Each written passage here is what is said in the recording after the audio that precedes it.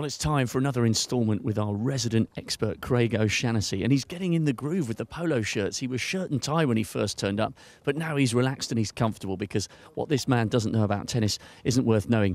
Craig, let's talk a little bit about Andy Murray. Yes. He's first up on court number one. Did you see any areas for concern in that straight sets win over Kukushkin? Because reading the reports, I think some people felt there was a little bit of ring rust there, despite the fact that he came in fresh off his fourth win at Queen's. Yeah, I think Andy's in a good place. The first round was a difficult one.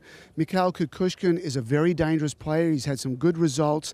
He's tough to play. He's got a big forehand. I did an analysis of Andy's forehand from that match to kind of give us a little bit more insight into how to play him and how it is for as a strength of his game. So in that first round, he had 5 forehand winners, not a lot. Kukushkin had 16. So you would say on the surface, not so good. The forced errors, Andy had 12, Mikhail had 7. So again, most of those forced errors are happening because Andy, when he defends, he goes too far back on the forehand side and he cuts back at an angle. He's actually very good at cutting in at an angle on the backhand side, which reduces those forced errors, but he gets pushed back. So, you know, it's not the right way to handle that. He makes a lot of his forehand errors wide and deep in the deuce court.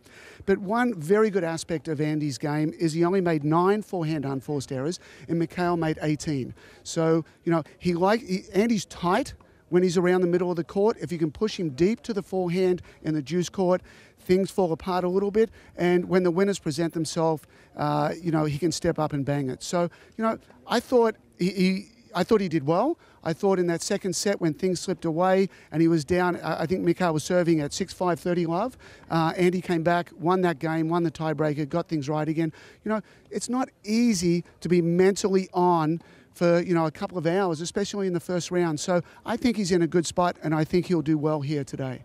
Well, we were standing on this very position yesterday watching Roger Federer knock up, and he just looked like he was poetry in motion. Today, because of the rain, he was on the inside hard courts. But, I mean, he looks absolutely pin sharp, and we know he hasn't won a major since winning here in 2012, beating Murray in a memorable final. But he just looks so good, doesn't he? Well, I love to go to his practices. I love to see the relationship with Stefan Edberg and him at the baseline. And Stefan, you know, once every 5 or 6 points will step in and have a couple of words. He doesn't overcoach, he doesn't undercoach. And every time Stefan says something, Roger listens. There's reaction between the two. The racket, you know, we talked a little bit about the racket that he started with in 2014.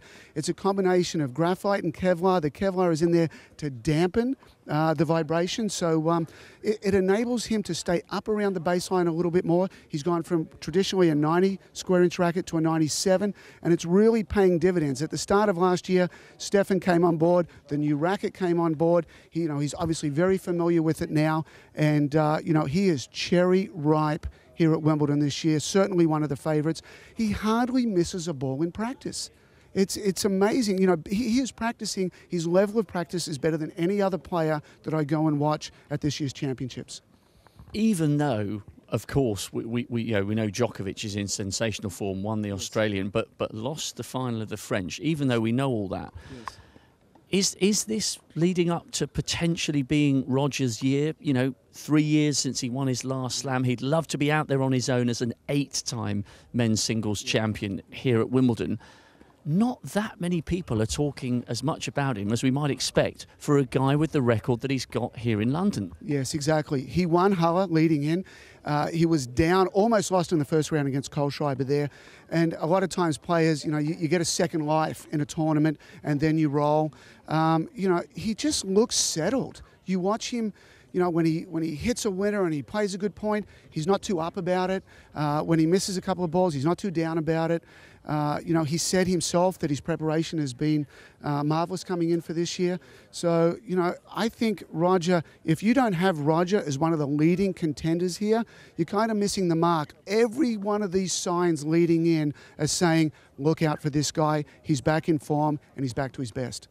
Quick word about the Women's Championship. Yes. Obviously, there's a lot of attention on Serena Williams, the phenomenal record that she's putting together, and the mouth-watering match from a British perspective that will come with Heather Watson. One female player we're not speaking a great deal about is Sabine Lisicki. She's got a great record here at Wimbledon. Yes, you know, she possibly underrepresented herself in the final a couple of years ago when she was nervous and lost the first set to Bartoli at 6-1, and it was always a mountain to climb coming back from that. But she's a multiple quarter-finalist here, she's a multiple semi-finalist, and she's got a serve that is absolutely tailor-made for grass. Do you think that she could mount another challenge this year? Absolutely. I think the hot weather will help her. It definitely helps bigger hitters. The warm air, the ball goes through the warm air a little bit more. And, you know, obviously the grass is going to help her. I did an analysis of her opening round match, and it was one of those things where I said, oh, I really like some of those stats, and some of the others like, maybe not. You know, these things need to improve over the championships. But 8 aces, we'll go with that. 7 double faults. Not so good. We're not going to be winning Wimbledon with that. 46% first serves in. Not a great first round there, but again, you know, you can build from that. She won 70%, so everything was good there. She won 5 or 6 at the net. I'd like to see her at the net more. You know, it's a gold mine up there. You would think anyone that says, I'm going to do this thing 6 times, I'm going to win 5 of them. Well, what happens if I do it 12 times? What happens if I do it 18 times?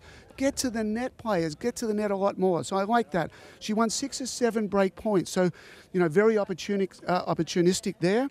24 winners, which was good. 15 unforced errors. I'm okay with that. So, you know, you don't win Wimbledon in the first round. You know, you win it in the last round, but, you know, you've got to get there. The thing that happens with a lot of these players that do win the championships here is they build. And I think that was a very good first round that she can build with.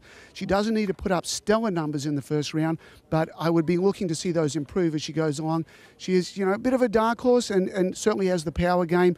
If she can find, you know, clarity in her head and clarity with her game plan, she can definitely go a long way here at the championships. Craig, there's never a dull moment when you're talking. We've heard it here first. Get to the net. It's a gold mine. Only O'Shaughnessy could come up with dialogue and vocabulary like that. There is certainly a lot to look forward to here today on day 4 at the home of the greatest slam in tennis.